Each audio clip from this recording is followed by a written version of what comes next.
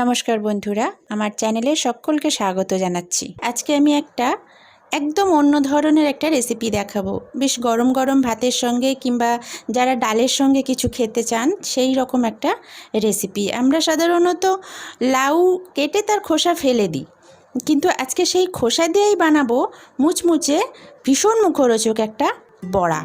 তো চলুন দেখে নিই কীভাবে এই লাউয়ের খোসা দিয়ে বড়া তৈরি করব। প্রথমে লাউয়ের খোসাগুলোকে ছাড়িয়ে নিয়ে সেগুলোকে যতটা সম্ভব মিহি করে এরকম সরু সরু করে কেটে নিতে হবে। আমি এখানে কাঁচি দিয়ে কেটেছি, ভীষণ সরু সরু করে কেটেছি। এবার সেটাকে ভালো করে ধুয়ে নিয়ে জল ঝরিয়ে তাতে সরু করে কেটে রেখেছিলাম পেঁয়াজ, সেই পেঁয়াজ কুচি, ধনেপাতা কুচি, লঙ্কা কুচি, একটু হলুদ দিলাম, একটু গোলমরিচের গুঁড়ো দিলাম, ঝালটা যে যার নিজের পছন্দ মতন দেবেন, আর একটু কালো জিরে দিলাম, একটু খাবার সোডা দিলাম, এটা দিলেও হয় না দিলেও হয়, আর একটু চালের গুঁড়ো দিলাম।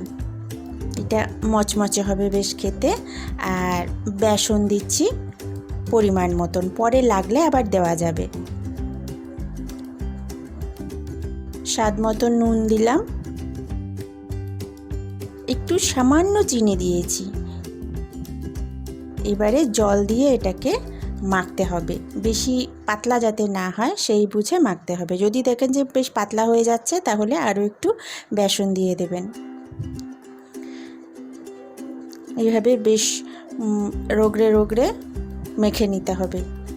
দেখুন আমি এইভাবে মেখে নিয়েছি। যদি মনে হয় যে পাতলা হয়ে গেছে তাহলে কিন্তু বেসন দিয়ে দেবেন, নাহলে কড়াইয়ে দেওয়া মাত্রই এটা চারিদিকে ছড়িয়ে যাবে। এবারে একটুখানি আদা রসুন বাটা দিলাম, এটা আপনারা চাইলে দিতেও পারেন আবার না দিতেও পারেন, কোনো অসুবিধে নেই। ভালোভাবে মেখে নিচ্ছি, মেখে নেওয়া হয়ে গেছে। এবারে গ্যাসে কড়াই বসিয়ে তাতে তেল দিলাম, সাদা তেল দিলাম, সর্ষের তেলও ভাজতে পারেন, অসুবিধে নেই। এবারে তেলটা বেশ ভালো করে গরম করে নেবেন, নিয়ে একটা একটা করে বড়ার শেপ দিয়ে ভেজে নিতে হবে।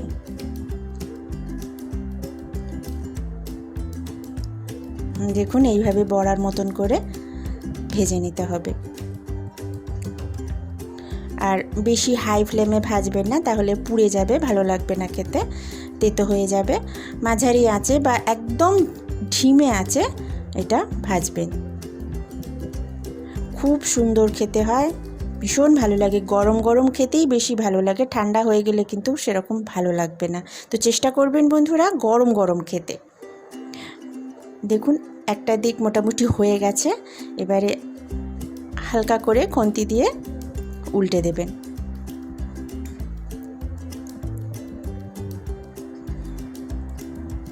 বেশি রকম বাদামি করে ভেজে নেবেন।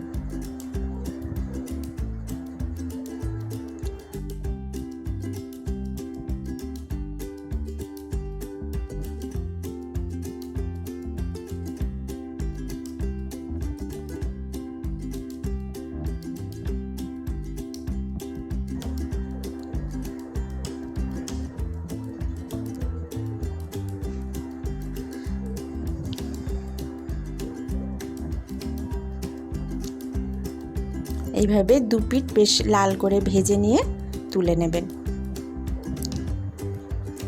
এবার পরিবেশনের জন্য একদম তৈরি হয়ে গেছে লাউয়ের খোসার বড়া।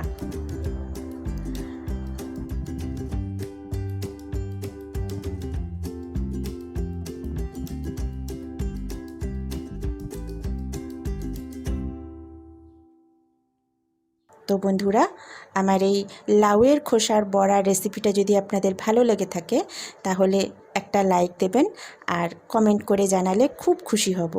যারা এখনও আমার এই চ্যানেলটা সাবস্ক্রাইব করেননি তারা দয়া করে সাবস্ক্রাইব করুন, আর পাশের বেল আইকনটা টিপে দিন যাতে আমার সমস্ত ভিডিওর ফার্স্ট নোটিফিকেশনগুলো আপনাদের কাছে চলে যায়।